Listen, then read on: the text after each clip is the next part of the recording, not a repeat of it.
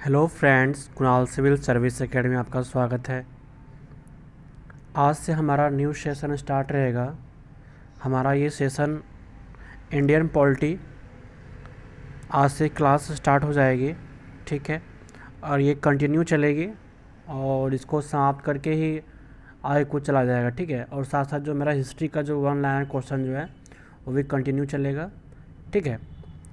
और हर वीकली मैं सोच रहा हूँ कि क्यूज़ रखा जाए, जिससे क्या है कि हर क्वेश्चन को क्लियर हो जाए। तो हम लोग जैसे कि हमारा ये जैसे हम लोग पढ़ेंगे पॉलिटी में कि जो हमारा ढांचा जो है, कॉन्स्टिट्यूशनल जो ढांचा जो है, मतलब जो हमारी हिस्टोरिक जो हमारी बैकग्राउंड जो है, कैसे हमारी संविधान बना, कैसे इसका ढांचा मतलब हुआ, ठीक है। कैसे मतलब ये अंग्रेज़ जब उस समय जब गुलाम था इंडिया, तो कैसे वो अपने नियम बनाए, ठीक है। तो उसी तरह हम लोग क्या है कि ये सब मतलब कंटिन्यू चलते रहेगा। और इसको ख़त्म करने के बाद हम लोग सोच रहे हैं क्या, इसका मतलब टेस्ट रखूँगा, ठीक है। ये जैसे ही ख़त्म होगा उसके बाद मैं इसका टेस्ट रखूँगा, ठीक है। और फिर उसके बाद क्या है, वहाँ पे क्वेश्चन भी डाउट जो बचेगा वहाँ पे क्वेश्चन जो क्लियर हो जाएगा, ठीक है। और होप यूर एंजॉय। ठीक, चलते हमारा स्टार्ट करते हैं। इंडियन पॉलिटी, भारतीय संविधान, ठीक है। तो भारतीय संविधान को पहले समझने के लिए हमें तो पहले ये समझना चाहिए कि जो हमारे हिस्टोरिक जो बैकग्राउंड जी थी, मतलब जो इसकी जो पृष्ठभूमि है, कैसे इसकी पृष्ठभूमि डेवलप्ड हुई, फिर आगे जो है मेन जो भारत का जो संविधान हम लोग आगे धीरे धीरे पढ़ते चलेंगे, ठीक है। तो पहले हम लोग क्या करते हैं, पृष्ठभूमि देखते हैं, ठीक है। उसका पहले हम लोग आधारशिला देखते हैं। क्या देखते हैं? आधारशिला देखते हैं, ठीक है। आधारशिला देखने के बाद हम लोग फिर ये ख़त्म होने के बाद जब ये फिनिश हो जाएगा तो फिर आगे की क्लास स्टार्ट होगी, ठीक है। तो इसकी जो पृष्ठभूमि को हम लोग स्टार्ट करते हुए इसकी जो पहले जो इसकी ऐतिहासिक जो थी, जो इसकी हिस्टोरिकल जो थी इसकी, पहले हम लोग वो समझते हैं, ठीक है। इसके बाद हम लोग समझने के बाद फिर चलते हैं। तो बताया गया है कि भारत में जो पहले ब्रिटिश जो आए थे, ठीक है, 1600 कब आए थे? 1600 ईसा पूर्व में, ठीक है। 1600 ईस्वी में ईस्ट इंडिया कंपनी के रूप में यहाँ पे व्यापार करने आए थे। कौन? ईस्ट इंडिया कंपनी, ठीक है। ईस्ट इंडिया कंपनी जो थे यहाँ व्यापार करने के लिए यहाँ पे आए थे, ठीक है। तो बताया गया है कि यहाँ के जो महारानी जो एलिजाबेथ थी, ठीक है, एलिजाबेथ प्रथम, कौन? एलिजाबेथ प्रथम के चार्टर द्वारा उन्हें भारत में व्यापार करने का विस्तृत अधिकार प्राप्त हुए थे, ठीक है। यहाँ पे जो हमारी महारानी एलिजाबेथ थी, महारानी एलिजाबेथ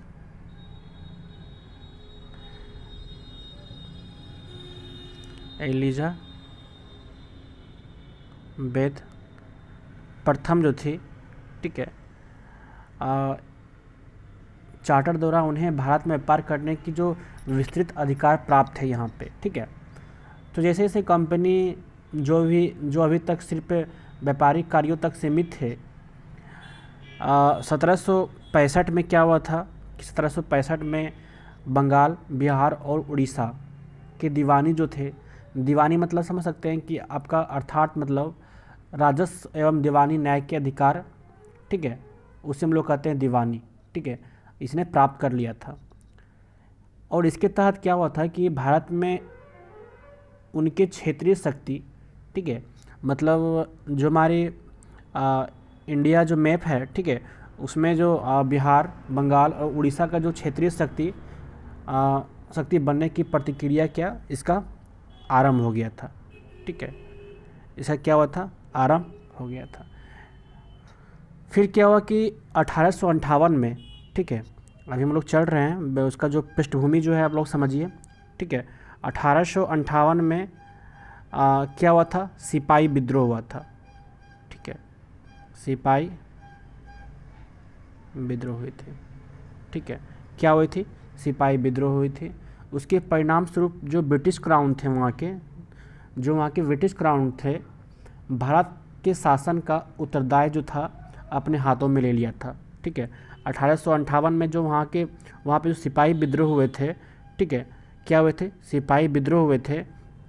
तो ये क्या है कि अपने हाथों में क्या ले लिए थे? ब्रिटिश क्राउन जो है, ब्रिटिश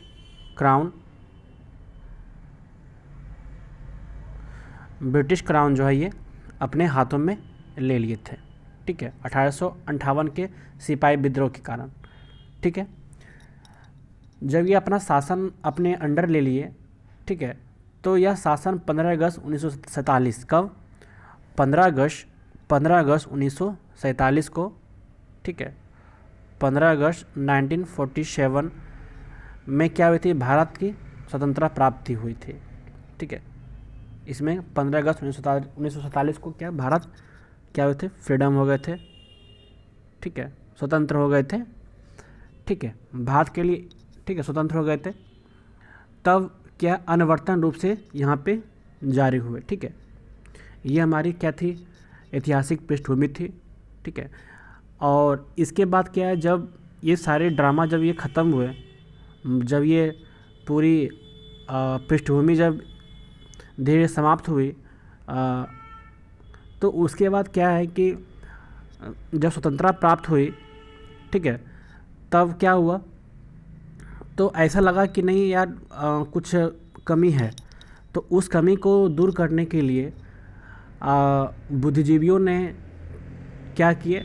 संविधान की आवश्यकता महसूस हुई। ठीक है, संविधान बनाने स्टार्ट किए। ठीक है, और इसको लागू भी करना ज़रूरी था। ठीक है, अगर सोच सकते हैं कि अगर ये संविधान अगर अभी नहीं रहता, अगर ये संविधान अभी इस समय नहीं रहता, तो आज के जो नेता जो है, ठीक है, वो पब्लिक को क्या करते पता है? बेच दिया रहते हैं। ठीक है, संविधान जो ही है, ठीक है, जो ये संविधान जो ही है, ये जो ये संविधान ही है जो क्या है, नेता लोग को है ये बाउंड किया रहता है। नहीं तो आज पहले मतलब जिस तरह गुलाम था, उस तरह गुलाम अगर अभी नेता के समय होता। ठीक है, बट ये नहीं है, जो बाउंडेशन किए हुए हैं क्या? संविधान। तो उसी तरह क्या है, उसको मतलब ऐसा महसूस होने लगा कि नहीं यार, मतलब कुछ ऐसा किया जाए जिससे क्या है कि आदमी को बाउंडेशन भी ज़रूरी है। ठीक है, तो जब स्वतंत्रता प्राप्त हुई, तो उसके बाद क्या, संविधान की आवश्यकता महसूस हुई। ठीक है, और इसको क्या है, अमल में लाने के लिए, ठीक है, कब ये अमल में लाने के लिए, ठीक है, 1946, कब? 1946 को क्या हुए थे? संविधान सभा का क्या हुआ था? गठन हुआ। संविधान सभा का क्या हुआ था? गठन हुआ था 1946 में। ठीक है, जब ये गठन हुआ तो इसको पारित मतलब जो इसको अस्तित्व में कब लाया गया था? ठीक है, इसको अस्तित्व में जब लाया गया था कब? 26 जनवरी 1950 को। ठीक है, ध्यान रखिएगा, 26 जनवरी 1950 को ये अस्तित्व में आया था। ठीक है, कब आया था? 26 जनवरी 1950 को ये अस्तित्व में आया था। तो संविधान और मतलब कॉन्स्टिट्यूशन और इकोनॉमिक्स की अनेक विशेषताएं ब्रिटिश शासन से ग्रहण की गई है। ठीक है, मतलब बहुत सारे जो मतलब कॉन्स्टिट्यूशन है, ठीक है, दूसरे देश से लिए गए हैं। जो इकोनॉमिक्स जो है, ठीक है, इकोनॉमिक है, ठीक है, इकोनॉमी वही बहुत सारे देश से लिए गए हैं। ठीक है, तो ये यहाँ विशेषता बताई गई है, मतलब यहाँ पे ग्रहण की गई है। ठीक है, इसके कारण क्या है, ब्रिटिश शासित भारत ठीक है, भारत की जो सरकार और प्रशासन की जो विधि रूपरेखा निर्मित की गई है। ठीक है, इस घटनाओं ने हमारे संविधान और राजतंत्र का गहरा प्रभाव डाला। मतलब क्या है, संविधान और राजतंत्र का क्या है, बहुत ही मतलब गहरा प्रभाव डाला संविधान एवं राजतंत्र का। ठीक है, संविधान एवं राजतंत्र का बहुत ही गहरा प्रभाव डाला। तो इस मतलब इसको देखते हुए 2 शीर्षकों के अंतर्गत मतलब इनको बांटा गया है, ठीक है। तो इससे क्या है कि हम लोग ईज़िली क्या है, इसे हम लोग आसानी से पढ़ लेंगे, ठीक है। इसको हम लोग आसानी से क्या पढ़ेंगे, पहला जो फर्स्ट जो था हमारा, फर्स्ट जो हमारा है क्या है, कंपनी का शासन, ठीक है। कंपनी का शासन जो है, कंपनी का शासन, कंपनी का शासन जो है ये कब लागू हुआ था, 1773 से लेके 1858 तक, ठीक है।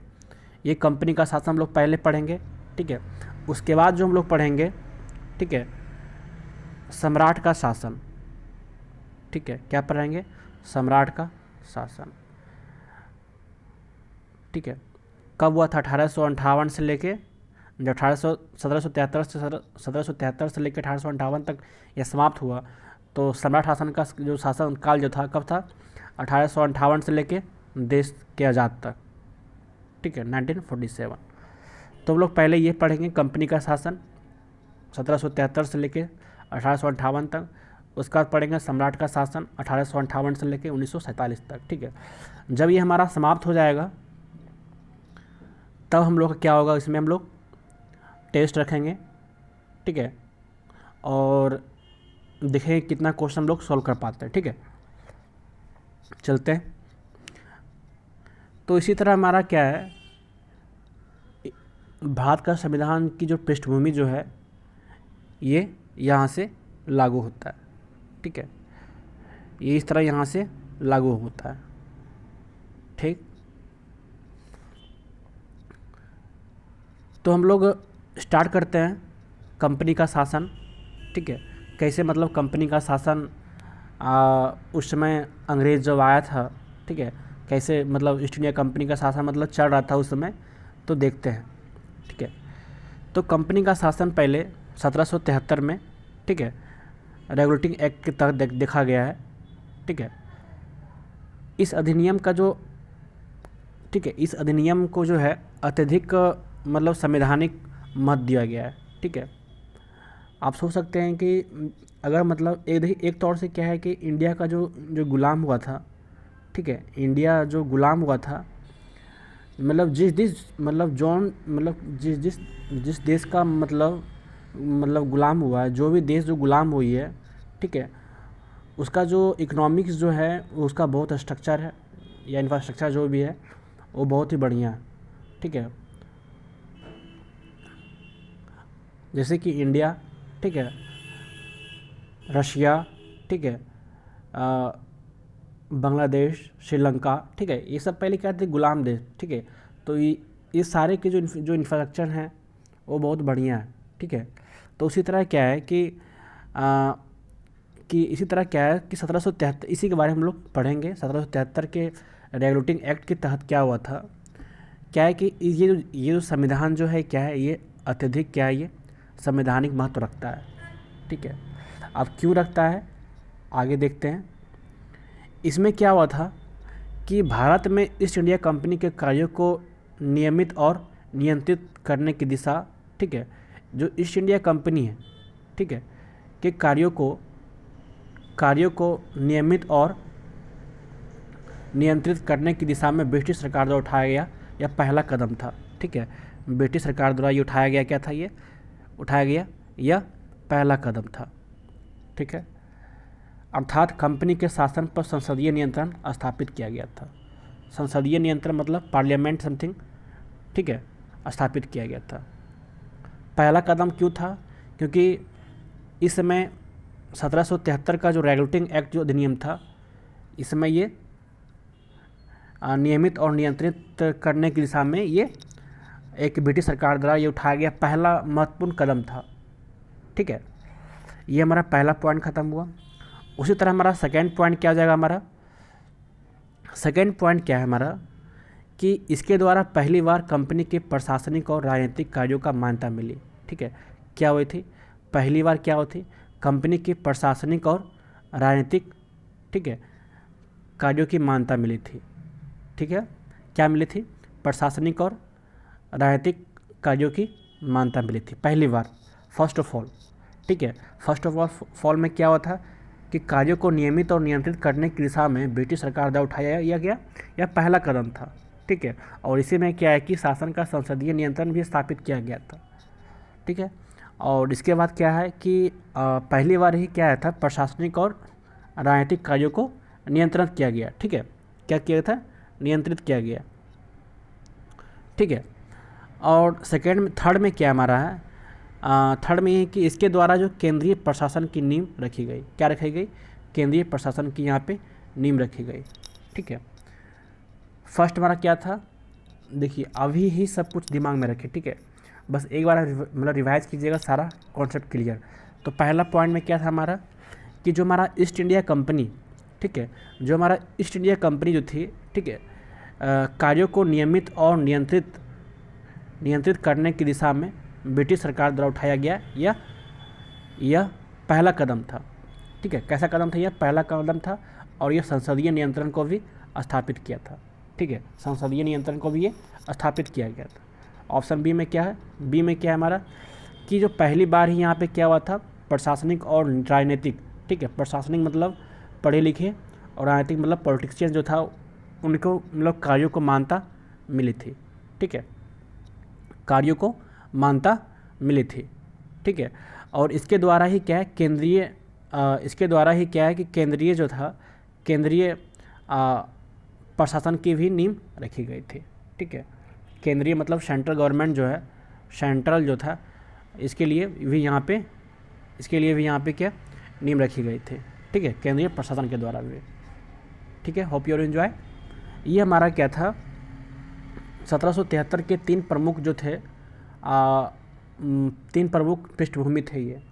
ठीक है, और इसकी जो विशेषताएं जो हैं हम लोग देखेंगे, विशेषताएं इससे भी ज़्यादा इम्पोर्टेंट है। ठीक है, 5 विशेषताएं बताऊंगा, 5 नहीं मैं इसमें से कोई लिमिट नहीं है कि 5 ही बताऊं, बट ये 5 ही है। ठीक है, मैं 5 विशेषता बताऊंगा, उसमें से बहुत सारा जो पॉइंट जो है वो डायरेक्ट क्वेश्चन से इंटरलैक करती है। ठीक है, अब देखिए पहला क्वेश्चन क्या है हमारा, आप इसी को लेकर चलिए क्वेश्चन। ठीक है,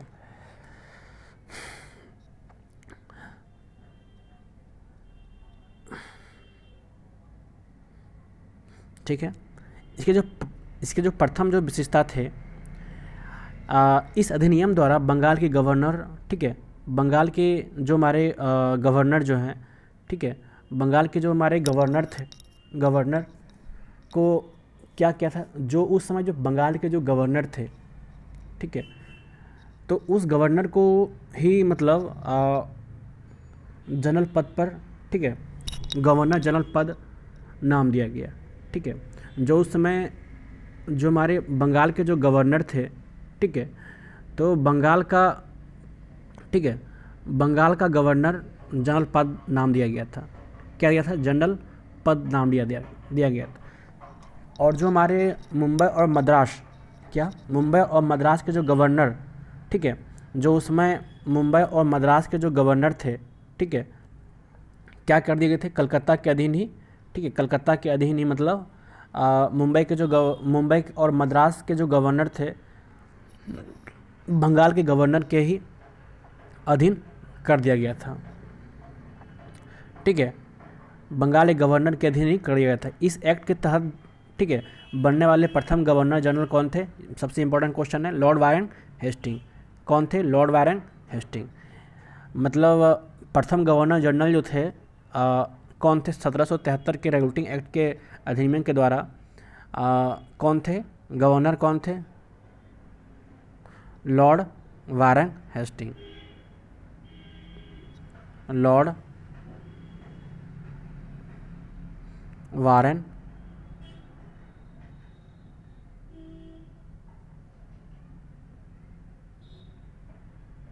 हेस्टिंग्स। थोड़ा मार्कर नहीं चल रहा है। ठीक है, बस अब ध्यान रखिए, पॉइंट जो है वही बता रहा हूँ। ठीक है, कौन थे, लॉर्ड वारेन हेस्टिंग। ठीक है, लॉर्ड वारेन हेस्टिंग थे।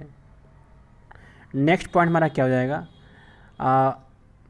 इस एक्ट के अंतर्गत, ठीक है, इस एक्ट के अंतर्गत जो हमारे कलकत्ता प्रेसिडेंसी थे, ठीक है, कलकत्ता प्रेसिडेंसी में एक ऐसी सरकार, ठीक है, एक ऐसी सरकार स्थापित की गई, ठीक है, की गई जिसमें गवर्नर जनरल, कौन, गवर्नर जनरल और उसकी परिषद, ठीक है, गवर्नर जनरल और उसकी परिषद का 4 सदस्य थे, ठीक है, गवर्नर परिषद के ही क्या थे, 4 परिषद थे जो अपनी सत्ता का, ठीक है, संयुक्त रूप से वो निर्वाह कर रहे थे, ठीक है, संयुक्त रूप से वो क्या निर्वाह कर रहे थे, ठीक है, ठीक है। कलकत्ता प्रेसिडेंसी में ही एक ऐसी सरकार स्थापित की गई थी वहाँ पे कलकत्ता प्रेसिडेंसी में, जिसमें गवर्नर जनरल और उसके परिषद के 4 थे, मतलब गवर्नर ही थे, ठीक है, गवर्नर एक तो गवर्नर हो गया और उसके जो परिषद जो थे, मतलब इसके परिषद में 4 सदस्य थे जो अपनी सत्ता का निर्वाह प्रयोग, मतलब वो अपना काम कर रहे थे, ठीक है।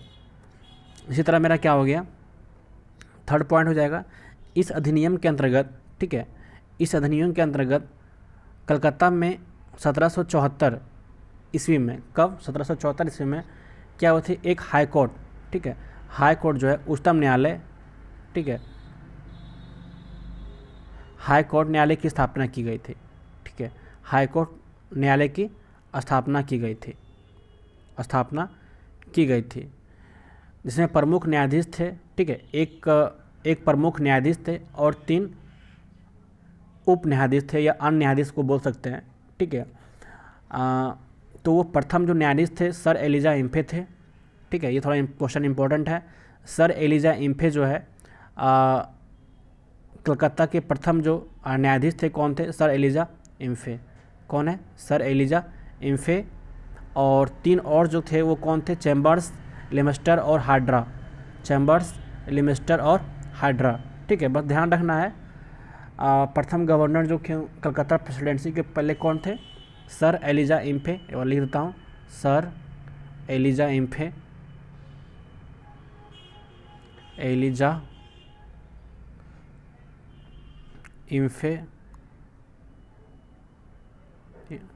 Sir Elijah इम्फे।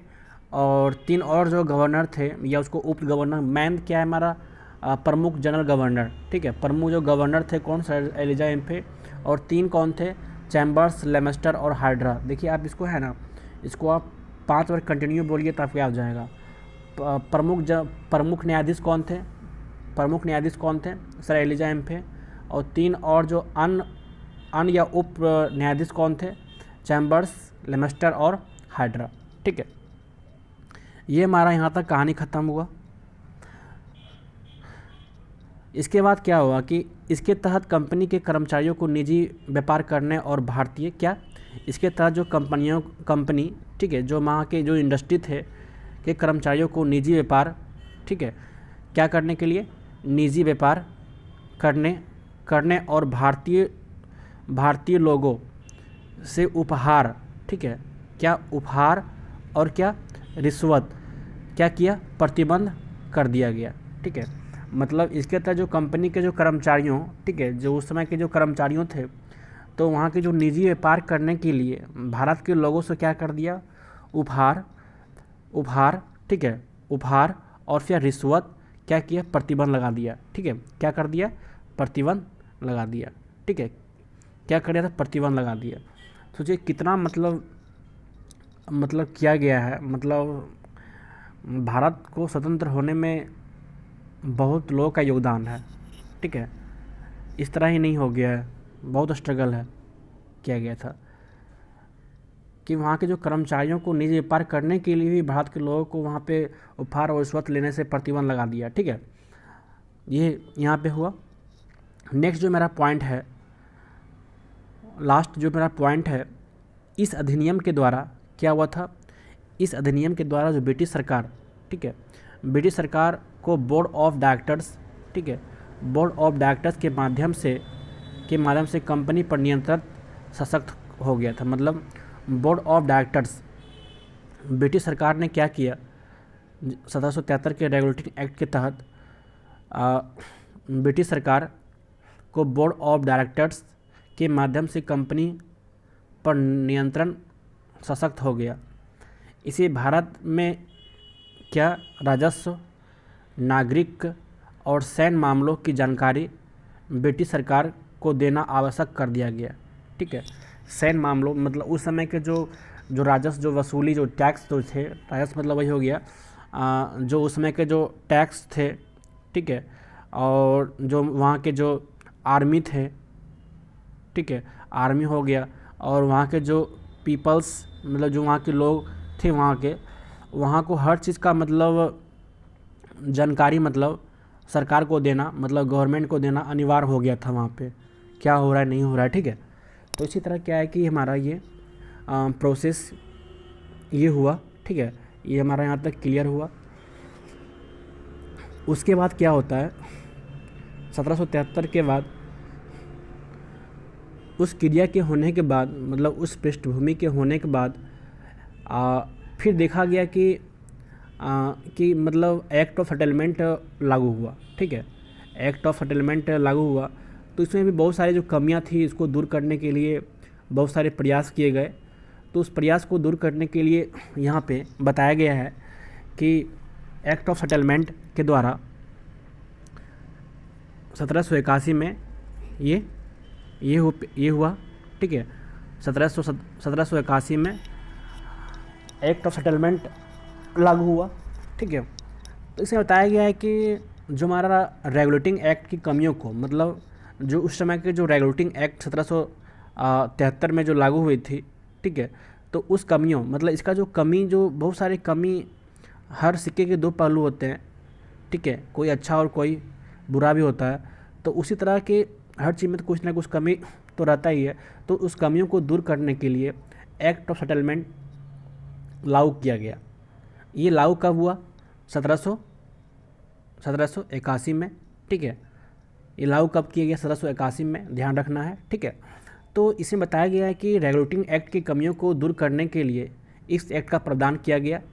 ठीक है, और इस एक्ट के अनुसार क्या हुआ, अनुसार कलकत्ता के जो सरकार थे, ठीक, कलकत्ता के जो सरकार थे, ठीक है, उसमें बंगाल, बिहार और उड़ीसा के लिए विधि बनाने का प्राधिकार प्रदान किया। मतलब जो रूल और रेगुलेशन भी मतलब इस जगह पे, कहाँ पे, बंगाल, बिहार और उड़ीसा, मतलब यहाँ पर भी रूल बनाने का भी यहाँ पे नियम चालू कर दिया गया। ठीक है, तो यहाँ तक मेरा क्या हुआ, एक्ट ऑफ सेटलमेंट यहाँ तक क्लियर हुआ।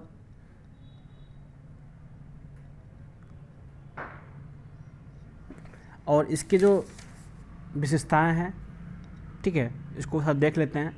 बाकी इतना तो इम्पोर्टेंट नहीं है इसके विशेषताएं, बस दो विशेषताएं इसमें देख लेते हैं कि बस ध्यान रखिएगा आप लोग, उतना बस ध्यान देना नहीं इस पर।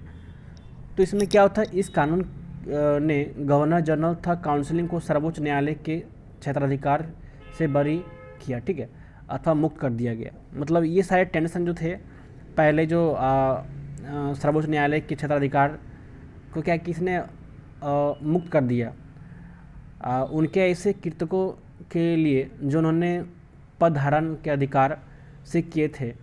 उसी प्रकार कंपनी के सेवकों को भी उनकी कार्य करने के दौरान की गई कार्रवाइयों के लिए सर्वोच्च न्यायालय का क्षेत्राधिकार से क्या किया, इसे मुक्त कर दिया गया। बस ज़्यादा इम्पोर्टेंट नहीं है, बस थोड़ा ध्यान रखिए। और इस कानून द्वारा यह व्यवस्था भी की गई कि प्रांतीय जो वहाँ के जो न्यायालय थे, जो नियरेस्ट जो वहाँ पे कोर्ट थे, ठीक है, जो कोर्ट थे की अपील गवर्नर जो जनरल इन काउंसिलिंग के ये दायरे में ये कर दिया गया। ठीक है, दायरे में, ठीक है, वहाँ के जो नियरेस्ट जो कोर्ट थे उनके दायरे में कर दिए गए, ना कि सर्वोच्च न्यायालय के दायरे में किया गया। ठीक है, नियरेस्ट। ठीक है, और इसी तरह क्या है कि ये हमारे ख़त्म हुए। ठीक है, और थोड़ा एक पॉइंट और देख लेते हैं कि उस समय भी देखिए धर्म जो था प्रचलित। इस कानून के द्वारा जो कलकत्ता के सभी निवासियों को सर्वोच्च न्यायालय के अधिकार क्षेत्रों के अंतर्गत कर दिया गया। ठीक है, कलकत्ता के सारे जो थे, ठीक है, वहाँ के जो निवासी थे उसको सर्वोच्च न्यायालय के अधिकार के क्षेत्र में बांध दिया गया। ठीक है, एक तौर पर देखिए अच्छा ही है, अंतर्गत कर दिया गया। इसमें यह व्यवस्था बनाई गई कि जो न्यायालय हिंदू का होगा उसकी निजी कानूनों के हिसाब से हिंदुओं का होगा, तथा मुसलमानों की निजी कानून के हिसाब से मुसलमानों के बाद यह मामले तय करेंगे। ठीक है, ये सारे प्रोसेस थे जो 1781 में कमियों को दूर करने के लिए ये सारे नियम लगाए गए थे। ठीक है, 1773 के रेगुलेटिंग एक्ट को कमियों को दूर करने के लिए 1781 का एक्ट ऑफ सेटलमेंट कानून लाया गया था। ठीक है, अब हम लोग चलते हैं नेक्स्ट, होप यू अंडरस्टैंड। 1784। ठीक है, 1784 में क्या हुआ था, इसमें क्या हुआ था कि 1784 को हम लोग क्या कहते हैं, पीटर्स इंडिया एक्ट लाया गया था। ठीक है, क्या पीटर्स इंडिया एक्ट, 1784 का जो पीटर्स इंडिया एक्ट क्या है, क्या कहता है कि इस एक्ट के द्वारा दोहरे प्रशासन, क्या कह रहा है, इस एक्ट के द्वारा दोहरे जो प्रशासन है, ठीक है, इस एक्ट के द्वारा दोहरे प्रशासन का प्रारंभ हुआ। दोहरे प्रशासन मतलब क्या, इसको आप समझिए कि दोहरे प्रशासन का मतलब ये हुआ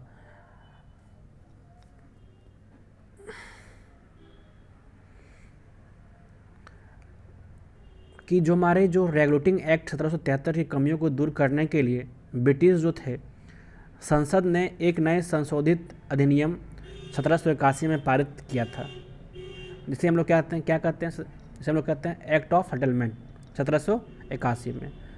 ठीक है, इसके बाद एक अन्य महत्वपूर्ण जो अधिनियम जो था वो कौन था, 1784, क्या है, पीटर्स इंडिया एक्ट, क्या है वो अस्तित्व में आया। तो इसमें बताया गया है कि इसे जो कंपनी की जो राजनीतिक और वाणिज्यिक कार्यों को जो पृथक कर दिया गया। ठीक है, मतलब वहाँ जो पीटर्स इंडिया एक्ट के तहत मतलब कर दिया गया। ठीक है, और इसने निर्देशक मंडल को कंपनी के व्यापारिक मामलों के अधीक्षण की अनुमति भी दे दी गई, लेकिन राजनीतिक मामले के प्रबंधन के लिए नियंत्रण बोर्ड मतलब बोर्ड ऑफ कंट्रोल नाम से एक नए निकाय का गठन किया गया। ठीक है, मैं बताता हूँ ये क्या है। तो ये दो जो लगाए गए थे ये क्या थे, हमारे बोर्ड ऑफ डायरेक्टर्स। ठीक है, बोर्ड ऑफ डायरेक्टर्स जो थे मेनली देखा गया है कि ये जो है बोर्ड ऑफ डायरेक्टर्स जो है ये व्यापारिक मामलों के लिए सुना जाता था। ठीक है, बोर्ड ऑफ डायरेक्टर्स जो हैं किसके लिए है, व्यापारिक मामलों को क्या हो रहा है नहीं हो रहा है उसका सलूशन को सॉल्व आउट करने के लिए बोर्ड ऑफ डायरेक्टर्स का गठन किया गया। ठीक है, क्या चीज़ का, बोर्ड ऑफ डायरेक्टर्स। ठीक है, बोर्ड ऑफ डायरेक्टर्स मतलब क्या, व्यापारिक मामलों को गठन करने के लिए ये किया गया। ठीक है, क्या चीज़, व्यापारिक मामलों को गठन करने के लिए किया गया बोर्ड ऑफ डायरेक्टर्स। अब सेकेंड मेरा क्या है, बोर्ड ऑफ कंट्रोलर्स। ठीक है, बोर्ड ऑफ कंट्रोलर्स क्या है, राजनीतिक मामलों को सॉल्व आउट करने के लिए किया गया है। ठीक है, बोर्ड ऑफ डायरेक्टर्स और board of controllers. Board of directors mainly depend on उद्योग मतलब व्यापारिक के लिए। ठीक है, उद्योग के लिए। और बोर्ड ऑफ कंट्रोलर्स जो था वो डिपेंड्स अपॉन पॉलिटिक्स या पॉलिटिशियन मामले को दूर करने के लिए किया गया था। ठीक है, इसी तरह हमारा क्या है, 1784 का हमारा ये अधिनियम क्या है, पीटर्स इंडिया एक्ट अधिनियम जो ख़त्म होता है। ठीक है, अब क्या 1793 का चार्टर अधिनियम। 1793 का चार्टर अधिनियम ये बोलता है, ये कहता है 1793 का जो चार्टर अधिनियम एक्सप्लेन दे कि इसके द्वारा जो नियंत्रण जो बोर्ड है, ठीक है, बोर्ड के सदस्यों, ठीक है, बोर्ड क्या सदस्यों तथा कर्मचारियों के जो वेतन के बारे में बताया गया। ठीक है, बस ध्यान रखना है 1793 में क्या कहा गया है, इसमें चार्टर अधिनियम में कहा गया है कि जो उसमें जो वर्क कर रहे थे तो उसमें के जो कर्मचारियों को वेतन के बारे में, वेतन भत्ता के बारे में इसमें बताया गया है। बस सीधा सिंपल याद रखो। 1793 में क्या था, नियंत्रण बोर्ड ने एक बनाया, एक नियम बनाया, चार्टर अधिनियम नियम। तो इसमें बताया गया जो उसमें जो कर्मचारी थे, ठीक है, जो उसमें क्या कह सकते हैं इसमें क्या, जो वर्कर थे, ठीक है, जो उसमें जो काम कर रहे थे उसको सैलरी देने के लिए ये बोर्ड ऑफ चार्टर अधिनियम ये बनाया गया था। ठीक है, 1813 का जो अधिनियम है इसमें क्या कहता है, 1813 का इसमें जो अधिनियम है इसमें बोला गया है कि इस अधिनियम के मुख्य जो जो विशेषता हैं क्या है, कंपनी के अधिकार पत्र को 20 वर्षों के लिए बढ़ा दिया गया था। अगेन क्या किया, कंपनी के जो अधिकार पत्र थे, ठीक है, अधिकार पत्र थे वो क्या किया गया, 20 वर्षों के लिए ये बढ़ा दिया गया। कितना वर्ष के लिए बढ़ा दिया गया, 20 वर्षों के लिए ये बढ़ा दिया गया। ठीक है, ये 20 वर्षों के लिए इसको बढ़ा दिया गया। ठीक है, अधिकार पत्र। ठीक है, सेकंड में क्या है हमारा कि कंपनी के भारत के साथ व्यापार करने के लिए क्या किया गया, एकाधिकार को छीन लिया गया। ठीक है, उस समय जो कंपनी का जो व्यापार करने जो कर रहे थे, ठीक है, एकाधिकार को क्या किया, एकाधिकार को छीन लिया गया।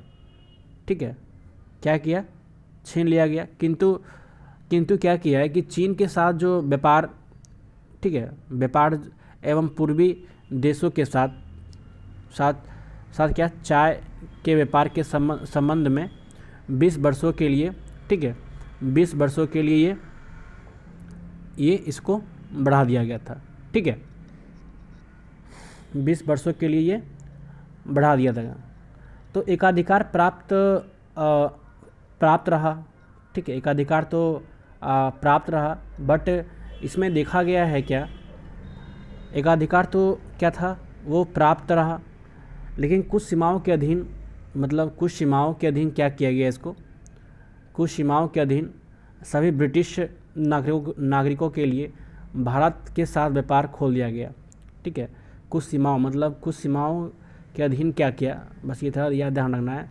मेंस के लिए बहुत मस्त लिखने का पॉइंट है कि कुछ सीमाओं के अधीन सभी ब्रिटिश नागरिकों को क्या किया, भारत के साथ व्यापार खोल दिया गया। तो इसी तरह हमारा क्या था, 1873 का चार्टर अधिनियम हम लोग क्या कर पढ़ चुके हैं, तो देख ले एक बार हम लोग रिमाइंड कर ले, ये मस्ट इम्पोर्टेंट है रिविज़न। 1773 का रेगुलेटिंग एक्ट, 1773 का रेगुलेटिंग एक्ट में ये बताया गया है कैसे, मतलब ईस्ट इंडिया कंपनी कार्यों को नियंत्रित एवं नियमित और नियंत्रित करने के लिए ब्रिटिश सरकार द्वारा उठाया गया यह पहला कदम था। ठीक है, और प्रशासनिक एवं राजनीतिक जो था, प्रशासनिक एवं राजनीतिक कार्यों को मान्यता दी गई और केंद्रीय प्रशासन की भी यहाँ पे नींव रखी गई। ठीक है, और उस समय के जो प्रथम जो गवर्नर थे कौन थे, लॉर्ड वारेन हेस्टिंग, ये ध्यान रखना है, लॉर्ड वारेन हेस्टिंग ये प्रथम गवर्नर थे। ठीक है, और उस समय के जो प्रमुख जो न्यायाधीश थे कौन थे, एक मुख्य न्यायाधीश, ठीक है, एक मुख्य न्यायाधीश और तीन जो उप मुख्य न्यायाधीश थे। ठीक है, प्रथम जो थे ये कौन थे, सर एलिजा इम्फे हो गया। ठीक है, सर एलिजा इम्फे, और तीन थे चैम्बर्स, लेमिस्टर और हाइड्रा। ठीक है, ये तीन हो गए। और फिर नेक्स्ट हमारा देखते हैं, ये हमारी यहाँ तक हो गई क्लियर। ठीक है, और इसी तरह हमारा क्या हुआ था कि 1773 का रेगुलेटिंग एक्ट फिनिश हुआ, और उसके बाद क्या 1781 का क्या हुआ था, 1781 में कि जो रेगुलेटिंग एक्ट की जो कमियां को दूर करने के लिए इस एक्ट को प्रावधान बनाने के लिए इसको किया गया था। तो उस समय के जो बिहार, बंगाल, उड़ीसा, ठीक है, के लिए एक विधि बनाने का प्रावधान भी लागू कर दिया गया था। ठीक है, एक्ट ऑफ सेटलमेंट 1781 में। ठीक है, उसके बाद क्या 1784 का पीटर्स इंडिया एक्ट आया। तो पीटर्स इंडिया एक्ट में बताया गया है कि दोहरे प्रशासन की प्रारंभ यहाँ से स्टार्ट हुआ। ध्यान रखना है कि पूछता है कि दोहरे प्रशासन का प्रारंभ किस एक्ट के द्वारा किया गया था। तो दोहरे प्रशासन का जो प्रारंभ जो हुआ था 1784 के पीटर्स इंडिया एक्ट के तहत किया गया। ठीक है, इसमें बोला गया है कि इसमें 2 प्रकार के थे। कौन? Board of directors. Board of directors का वर्क क्या था कि जो व्यापारिक कार्यों को सॉल्व करना, क्या प्रॉब्लम है। और सेकंड क्या था? Board of controller. Board of controller मतलब क्या? राजनेता जो थे, मतलब उसमें पॉलिटिक्सियन जो होते थे, उसका क्या प्रॉब्लम सॉल्व आउट करना। ठीक है, उसी तरह हमारा क्या हुआ, एक्ट ऑफ सेटलमेंट भी ख़त्म हुआ। उसके बाद फिर आया 1793 का चार्टर से अधिनियम। इसमें बोला गया है कि जिस समय कर्मचारियों वर्क कर रहे थे उसके वेतन भत्ता के बारे में इसमें बताया गया है। ठीक है, वेतन के आदि के बारे में इसमें बताया गया है। ठीक है, और उसके बाद क्या 1793 1813 इसमें बोला गया है कि जो अधिकार पत्र थे, ठीक है, अधिकार पत्र थे 20 वर्षों के लिए क्या किया, इसको बढ़ा दिया गया। और कंपनी के भारत के साथ व्यापार करने का एक अधिकार भी क्या किया, छीन लिया था। ठीक है, क्या किया, छीन लिया था। किंतु क्या किया, बट क्या चीन के साथ जो था, और चीन और पूर्वी देशों के साथ जो चाय का व्यापार का संबंध 20 वर्षों के लिए भी बढ़ा दिया गया। बट इसमें क्या है कि एक अधिकार तो प्राप्त था, लेकिन क्या है कि इंडिया को कुछ सीमाएं के अधीन, मतलब ब्रिटिश नागरिकों के लिए भारत के साथ व्यापार खोल दिया गया था। ठीक है, इसी तरह हमारा 1813 का चार्टर अधिनियम तक फिनिश होता है।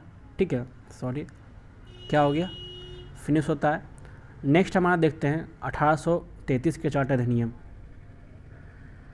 इसमें बोला गया है कि इस अधिनियम मुख्यतः जो विशेषताएं जो क्या है, थोड़ा देख लेते हैं, सॉरी थोड़ा जूम कर लें। जो इसका जो मुख्यतः विशेषताएं जो हैं देख लेते हैं क्या है। इसके द्वारा कंपनी के व्यापारिक अधिकार पूर्णतः समाप्त कर दिया गया। ठीक है, कंपनी का जो व्यापारिक अधिकार था, ठीक है, उसको पूर्णतः क्या किया, समाप्त कर दिया गया। अब कंपनी का कार्य जो था ब्रिटिश सरकार की ओर से मात्र भारत शासन करना,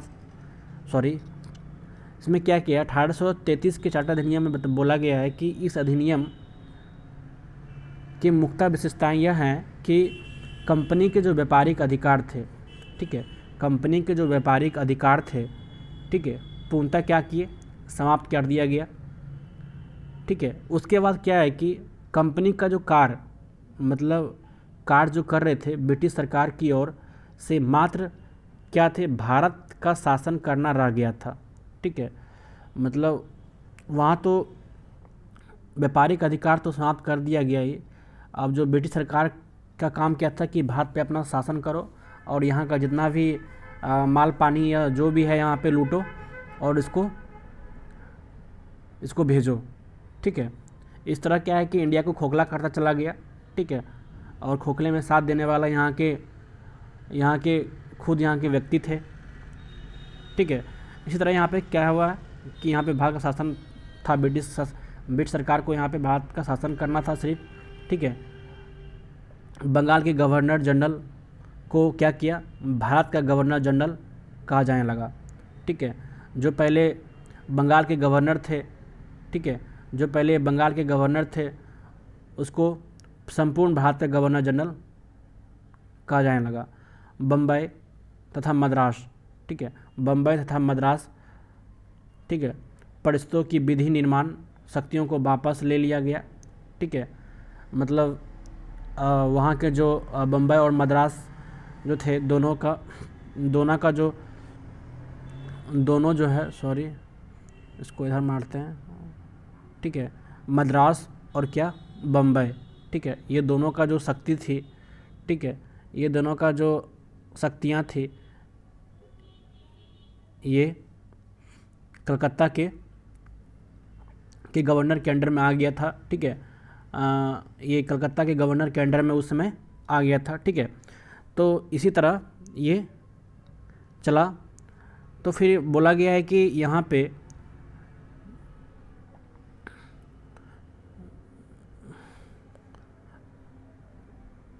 गवर्नर जो समय थे गवर्नर जनरल के परिषद में विधि सदस्य के रूप में चौथे सदस्य को सभी शामिल किया गया था। ठीक है, ध्यान रखना है कि चौथे सदस्य को भी यहाँ पे शामिल किया गया था। नेक्स्ट पॉइंट क्या है कि दास प्रथा जो थे, ठीक है, दास प्रथा को भी समाप्त इसी समय किया गया था। ठीक है, दास प्रथा को भी यहाँ पे 1833 के टाटा अधिनियम के द्वारा दास प्रथा को यहाँ पे समाप्त किया गया था। ठीक है, दास प्रथा को भी यहाँ पे विधि रूप से यहाँ पे समाप्त कर दिया गया। ठीक है, और 1843 ईस्वी में उनका उन्मूलन कर दिया गया। ठीक है, अधिनियम के धारा 87 के तहत कंपनी के अधीन पद धारण करने के लिए किसी व्यक्ति को धर्म, ठीक है, जन्मस्थान, मूल, वंश या रंग के अनुसार पर आयोग न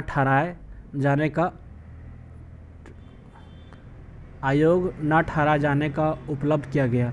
ठीक है, मतलब क्या है कि आप मतलब इसी समय क्या है एग्ज़ाम, मतलब इंट्रेंस वाला जो एग्ज़ाम है इसी समय हुआ, तो इसमें आपका मतलब सिर्फ टैलेंट के देख के बेसिस पे यहाँ पे आप नौकरी करने का यहाँ पे अवसर भी खुल गया था। ठीक है, गवर्नर जनरल की परिषद को राजस्व के संबंध में पूर्ण अधिकार, ठीक है, अधिकार प्रदान करते हुए गवर्नर जनरल को संपूर्ण देश के लिए क्या किया, मोस्ट इम्पोर्टेंट है, संपूर्ण देश के लिए एक ही बजट तैयार करने की घोषणा किया गया। ठीक है, भारतीय कानूनों का वर्गीकरण किया गया। ठीक है, क्या किया गया, कैटेगराइज किया गया। इस कार्य के लिए विधि आयोग की नियुक्ति, ठीक है, व्यवस्था की गई।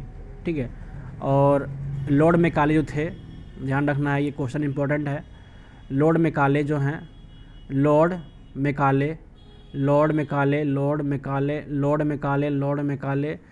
की अध्यक्षता में, ठीक है, अध्यक्षता में क्या किया गया, प्रथम विधि आयोग का गठन किया गया। किसके आयोग के द्वारा प्रथम विधि आयोग का गठन किया गया, लॉर्ड मैकाले के अध्यक्षता में प्रथम विधि आयोग का गठन किया गया। ठीक है, होप यू अंडरस्टैंड। इसी तरह हमारा क्या है 1833 के चार्टर अधिनियम ये हमारे समाप्त होते हैं। ठीक है, इसमें थोड़ा ध्यान रखना है कि दास प्रथा को समाप्त करने का जो किस चार्टर अधिनियम के द्वारा हुआ था, 1833 के चार्टर अधिनियम में किया गया था, और जो भारतीय कानून का जो वर्गीकरण किया गया था इस किस कार्य के विधि आयोग के द्वारा नियुक्त किया गया था, और उसके जो प्रथम अध्यक्ष मतलब अध्यक्षता जो किए थे उस आयोग के गठन जो करने के कौन थे, लॉर्ड मैकाले। कौन थे, लॉर्ड मैकाले। ठीक है, लॉर्ड मैकाले। ठीक है, लॉर्ड मैकाले थे। अब चलते हैं नेक्स्ट 1853 के चार्टर अधिनियम। 1853 के चार्टर अधिनियम में यह कहा गया है कि इस अधिनियम की मुख्य जो विशेषताएं क्या हैं हमारे, सेवाओं में नमाजदगी का सिद्धांत समाप्त कर कंपनी के महत्वपूर्ण पदों की प्रतियोगिता परीक्षा में आधार पर भरने की व्यवस्था की गई थी। मतलब यहाँ पे अब क्या है कि उसमें क्या है कि उसके मतलब जो रिलेटिव थे उसी को मतलब उनको पद मिलते थे, बट क्या है कि इसको समाप्त करके अब क्या है कि एग्ज़ाम को बिना निकाले आपको इस पद को आपकी नियुक्ति नहीं मिलेगी, आपको ये पहले एग्ज़ाम निकाल के आपको ये नियुक्ति मिलेगी। कब हुआ था ये नियम, 1853 में के चार्टर अधिनियम के द्वारा। ठीक है, इसके लिए 1854 ईस्वी में मैकाले समिति की नियुक्ति की गई। इस अधिनियम के द्वारा गवर्नर जनरल की परिषद के विधायी एवं प्रशासनिक कार्यों को अलग कर दिया गया। ठीक है, क्या किया, अलग कर दिया गया। इसके तहत परिषदों को 6 नए पार्षद जोड़े गए जिन्हें विधान पार्षद में लोग कहते हैं। ठीक है, क्या कहते हैं हम लोग, विधान पार्षद। 6 अन्य पार्षदों को जोड़े गए, कितना, 6 अन्य पार्षदों को जोड़े गए। ठीक है, जिसे हम लोग क्या कहते हैं, विधान पार्षद कहते हैं। ठीक है, क्या कहते हैं, विधान पार्षद। 6 अन्य पार्षदों को जोड़े गए, क्या हम लोग कहते हैं, विधान पार्षद कहते हैं। ठीक है, तो इसी तरह में क्या है हमारा कि 1853 का चार्टर अधिनियम एक्ट क्या है, ये ख़त्म हुआ। एक बार ध्यान रखना है कि 1853 का चार्टर अधिनियम में क्या हुआ था, इसमें इंट्रेंस मतलब एग्ज़ाम दे के अपने पदों पर नियुक्ति के लिए इसमें ये नियम लगाया गया था। ठीक है, और 6 नए पार्षद जोड़े गए, इसे हम लोग क्या कहते हैं, विधान पार्षद भी कहते हैं। ठीक है, चलते हैं नेक्स्ट 1858। इसमें क्या हुआ था कि 1858 में क्या हुआ था कि इस अधिनियम की जो विशेषताएं क्या है, भारत का शासन जो था कंपनी से लेकर ब्रिटिश क्राउन के हाथों में सौंपा गया था। ठीक है, जो इस कंपनी के से लेकर जो क्या थे, ब्रिटिश क्राउन के हाथों में सौंपा गया था। भारत के जो मंत्री पद की व्यवस्था की गई। ठीक है, इसमें अब क्या है कि मतलब इस को देखते हुए तो इसमें क्या है कि अब मतलब भारत के भी मंत्री पद इसमें सम्मिलित होने लगे। 15 सदस्यों की भारत परिषद का सृजन हुआ। कितना, 15 सदस्य। कितना का हुआ, 15 सदस्य का सृजन इसमें हुआ। ठीक है, 8 सदस्य जो थे, 8 सदस्य ब्रिटिश सरकार द्वारा। ठीक है, और 7 सदस्य जो थे, 7 सदस्य कंपनी के निर्देशक मंडल द्वारा। ठीक है, 8 जो थे, ध्यान रखना है बस, ये थोड़ा इम्पोर्टेंट पॉइंट है। 8 जो थे वो ब्रिटिश सरकार द्वारा, और जो 7 जो थे वो कंपनी के जो चुनाव हुआ था, सिलेक्टिव जो थे, वो मंडल के द्वारा किया गया था। ठीक है, इसमें बोला गया है कि भारतीय मामलों पर ब्रिटिश संसद का सीधा नियंत्रण था। ठीक है, मतलब डायरेक्ट नज़र था, मतलब कि क्या हो रहा है इंडिया का, जो मतलब टैक्स जो हर चीज़, मतलब उसका सारा नियंत्रण ब्रिटिश संसद के हाथों में डायरेक्ट था। ठीक है, बताया जाता है कि मुग़ल सम्राट के जो पद थे को समाप्त कर दिया गया। उस समय ही जो मुग़ल सम्राट के जो पद थे, क्या किए, वो फिनिश कर दिया गया। ठीक है, मतलब समाप्त कर दिया गया इस अधिनियम के द्वारा। ठीक है, इस अधिनियम के द्वारा क्या है, बोर्ड ऑफ डायरेक्टर्स। ठीक है, बोर्ड ऑफ डायरेक्टर्स मतलब क्या, उद्योग मतलब कंपनी व्यापारियों के लिए था। बोर्ड ऑफ कंट्रोल्स को क्या किया, समाप्त कर दिया गया। ठीक है, भारत के शासन संचालन जो थे, भारत के शासन संचालन, ठीक है, ब्रिटिश मंत्रिमंडल में एक सदस्य के रूप में। ठीक है, भारत के राज सचिव, मतलब उस समय सोचिए राज सचिव कौन थे, secretary of state for government state of India. ठीक है, secretary of state of India जो थे, secretary of state for India की नियुक्ति की गई। ठीक है, नियुक्ति की गई, क्या की गई, नियुक्ति। वह अपने कार्यों के लिए ब्रिटिश संसद के प्रति उत्तरदायी थे, मतलब उसी को नियुक्ति की गई जो ब्रिटिश संसद के कार्यों के लिए उत्तरदायी हो। ठीक है, भारत के प्रशासन पर इसका संपूर्ण नियंत्रण था। ठीक है, क्या था, संपूर्ण नियंत्रण था। इसी का वाक्य जो है अंतिम होता है कि चाहे वह नीति के विषय में हो। ठीक है, एक वाक्य जो है बहुत ही इंटरेस्टिंग वाक्य है, तो ध्यान देना इसको है। इसने कहा था कि चाहे वह नीति के विषय में हो या अन्य नीति के विषय में हो या अन्य ब्यौरे के विषय में हो। ठीक है, एक वाक्य बताया था। ठीक है, उसी तरह क्या है, भारत के गवर्नर जनरल का नाम बदलकर, ठीक है, जो पहले गवर्नर थे, ठीक है, उसका नाम बदलकर क्या किया, वायसराय कर दिया गया। ठीक है, वायसराय। ठीक है, गवर्नर का नाम बदल के क्या कर दिया गया, वायसराय। ठीक है, अतः इस समय के गवर्नर, ठीक है, अतः इस समय के जो गवर्नर जनरल थे कौन, लॉर्ड कैनिंग थे। ठीक है, अतः उस समय के जो गवर्नर जनरल थे कौन, लॉर्ड कैनिंग थे। अंतिम गवर्नर जनरल एवं प्रथम वायसराय हुए, ठीक है। कौन हुए, अंतिम गवर्नर जनरल एवं प्रथम वायसराय कौन थे, लॉर्ड कैनिंग, ध्यान रखना है।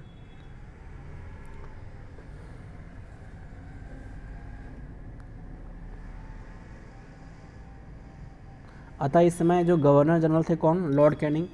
तो ऐसे क्वेश्चन पूछता है अंतिम गवर्नर जनरल एवं प्रथम वायसराय कौन थे, ध्यान रखना है। अंतिम गवर्नर जनरल एवं प्रथम वायसराय, अंतिम गवर्नर जनरल एवं प्रथम वायसराय कौन थे, लॉर्ड कैनिंग,